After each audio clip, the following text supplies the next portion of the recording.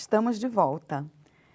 Chaves, então esses espíritos que você falou, que nós podemos ter essa comunicação devido ao amor, à afinidade, será que eles poderiam ser os nossos anjos guardiões, os nossos espíritos protetores, os mentores que nós falamos? Hebreus fala em 1:14, lá diz que Deus tem os espíritos trabalhando no seu projeto. Hebreus 1:14. E, de fato, Deus tem esses espíritos, eu diria, encarnados e desencarnados.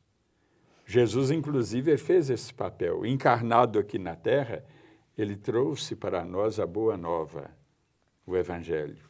E, inclusive, ele vivenciou para, vamos dizer, ter uma moral plena, total, de que ele ensinou o que ele, de fato, vivenciou. Isso é muito importante na missão que Jesus exerceu. Mas depois de ele desencarnado, como eu falei no bloco anterior, ele foi pregar aos espíritos desencarnados que estavam ainda numa situação de ignorância, de desconhecimento do Evangelho, vamos dizer, de evolução melhor, e estavam numa situação de necessidade, de doentes espirituais. E Jesus, mesmo depois de desencarnado, foi pregar para eles. E, inclusive, Celina, desse episódio, nós podemos tirar uma conclusão muito importante. É que depois que o indivíduo morre, desencarna, ele ainda tem chance de regeneração. Não é aquela história, ou vai para o céu ou vai para o inferno. Bom, a Igreja Católica ainda tem o purgatório, né? Mas o purgatório já é aquele que está também salvo, porque ele fica ali provisoriamente, não é? Para depois, para passar por o tal de céu, que aliás não existe, céu geográfico. O céu está dentro do próprio indivíduo. Por isso, assim Jesus, como o inferno. Como o inferno. Como Jesus disse, o reino de Deus está dentro de nós mesmos. Agora, muitas vezes esse reino de Deus, ele é tão sutil ainda, ele está mais ainda em forma de germe, de semente, e aí então o que está reinando dentro dele é o inferno. Mas onde ele estiver, eu digo, o Espírito, ele tem com ele o céu ou o inferno. E então, se Jesus foi pregar para os espíritos desencarnados, é porque eles ainda têm chance de regeneração, senão Jesus não ia perder tempo com eles. Sim, mas eu digo, os espíritos protetores nossos são esses espíritos amigos que já evoluíram um pouco e já têm essa condição de nos auxiliar. Quanto mais evoluído for o espírito, mais ele pratica o bem. E ele vai cada vez mais, vamos dizer assim, usando uma linguagem mais teológica, ele vai se santificando cada vez mais. Ele vai se aperfeiçoando cada vez mais, até de uma maneira de ele ficar semelhante a Deus de fato, que é amor. Mas eles vêm como nossos protetores? Sim, eles estão trabalhando no projeto e de uma maneira, eu digo projeto divino, e de uma maneira incondicional, e de uma maneira que não discrimina ninguém, para todos. Agora, todos nós temos os chamados anjos guardiães, ou como é correto também, guardiões. Eles protegem determinadas pessoas. A Igreja Católica chama de anjo da guarda, né? Que é um anjo, é um espírito especial que nos protege.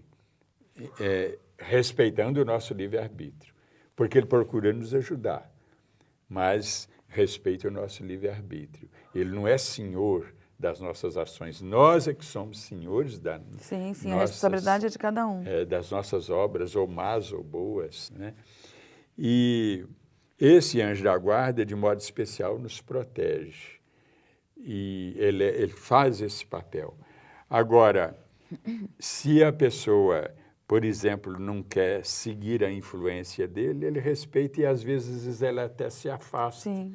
Por uns tempos, quando ele achar... Se bem que nós nunca ficamos sem a proteção, né? Não. De Deus, de Jesus. Os espíritos, eles, de um modo geral, estão todos trabalhando para o bem de outros espíritos que são inferiores, que precisam de ajuda, precisam de uma luz. Então, né? vamos dizer que se a gente fizer tudo errado, ele está ali soprando no nosso ouvido e a gente não quer ouvir. Então, eles se afastam. No caso aí, se afastam, porque semelhante atrai semelhante no mundo espiritual.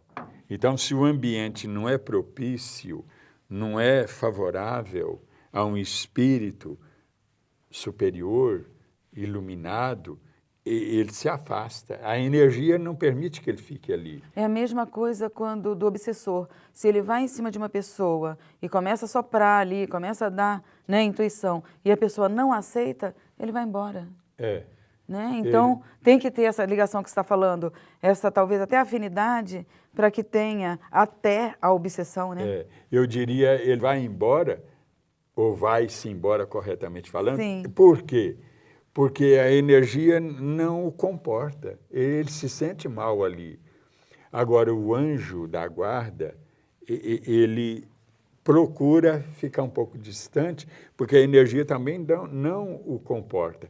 Mas ele fica, como se diz, de olho De onde ele na estiver, ele está pessoa. ali. Ela está favorável a aceitar, e poderíamos dizer, a voz da consciência. Por isso a Então, ele se importância da aproxima. prece, né, Chaves? A prece ajuda De elevarmos o nosso pensamento, de entrarmos em contato com esses espíritos superiores através da prece sincera, do fundo do coração. Porque a prece ela é uma espécie de um farol que nós acendemos e vai em direção ao mundo espiritual. Vamos dizer, vai para Deus, mas passa pelos espíritos. Sim, né? que levam. Que acabam, vamos dizer, de completar, Sim. de encaminhar essa luz. E vem o retorno para nós, é como se fosse um espelho, reflete para nós energias boas, positivas, benfazejas, que vão nos ajudar no que nós estamos precisando. Às vezes, não tanto aquilo que estamos pedindo, mas vem O que coisas precisa, até o que a gente melhores, precisa. E que né? são mais interessantes para nós. E é importante dizer que a prece sincera é sempre ouvida, né? Não fica perdida, como muita gente fala, puxa, mas não ouviram minhas preces. Mas nós vamos continuar esse assunto.